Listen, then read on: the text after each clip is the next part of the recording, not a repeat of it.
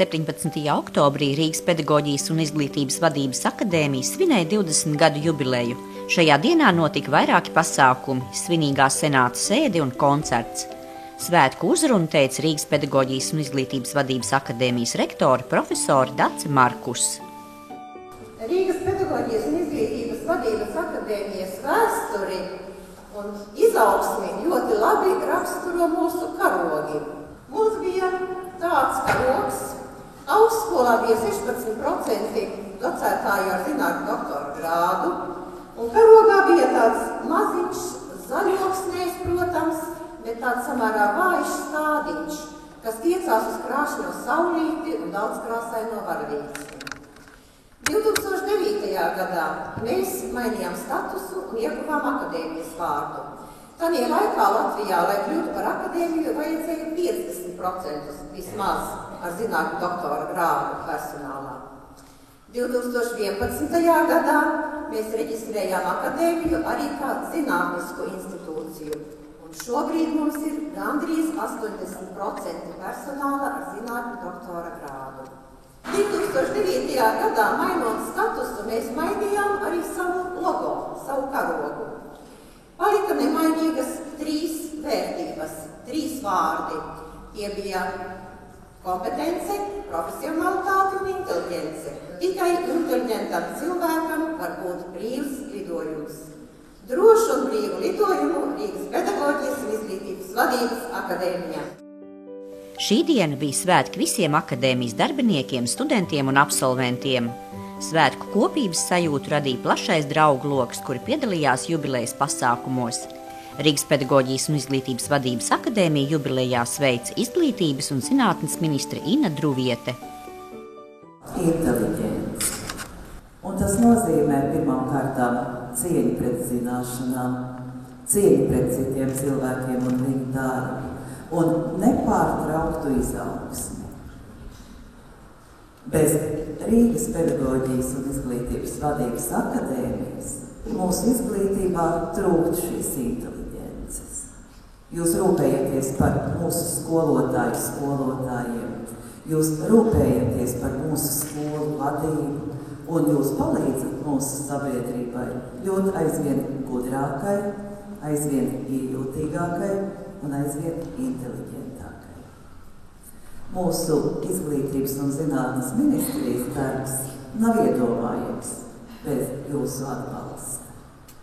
Jūs palīdzat mums atrast īstos vārdus, kā uzrunāt skolotājus, īstos vārdus, kā uzrunāt sabiedrību un pārliecināt, ka vienīgais ceļš uz mūsu valsts izaugsmi ir izglītība.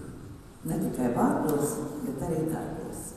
Pateicīgi izglītības un zinātnes ministrijas vārdā es vēlētos izteikt rektorei Dacei Markuj, jūs jau zināt par ko, par ieguldījumu mūsu izglītības attīstībā, par koleģialitāti un par draudzību.